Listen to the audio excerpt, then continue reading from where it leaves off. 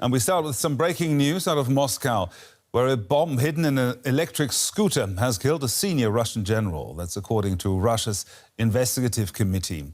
The blast on Monday morning took place outside of an apartment block a few kilometers from the Kremlin. Lieutenant General Igor Kirillov and an assistant were killed. Kirillov was the head of Russia's nuclear, biological and chemical protection forces. Ukraine's security services just yesterday charged Kirillov with using banned chemical weapons during Russia's war efforts. Moscow authorities say a criminal investigation into the apparent killing has been opened.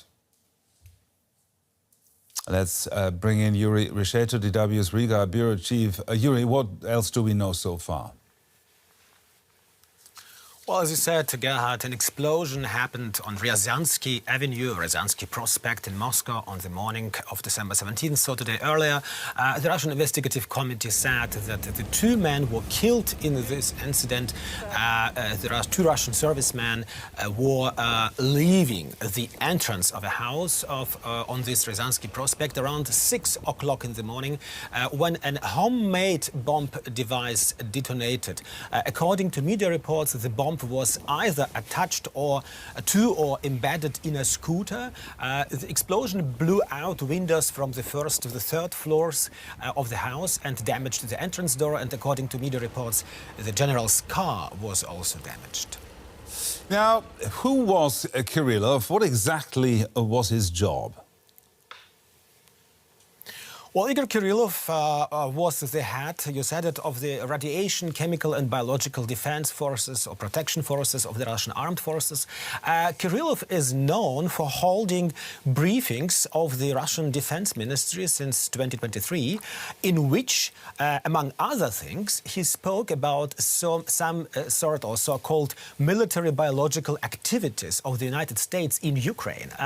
The press spokeswoman for the Russian Foreign Ministry, Zakharova, she has already condemned his death and praised him in particular as someone who, she said, exposed, and I quote, exposed the crimes of the Anglo-Saxons and NATO provocations with the alleged US bioweapons laboratories in Ukraine.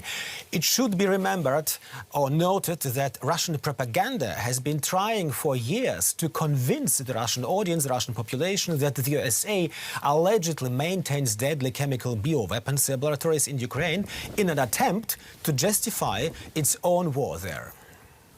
Now, any idea who might be behind this apparent attack? Well, as you said, the investigative committee initiated or opened a criminal case on the fact of the incident.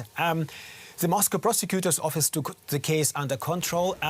No one has claimed responsibility for the crime. There are also no concrete leads, so we should be very careful about pointing the finger. Of course, in times of war, people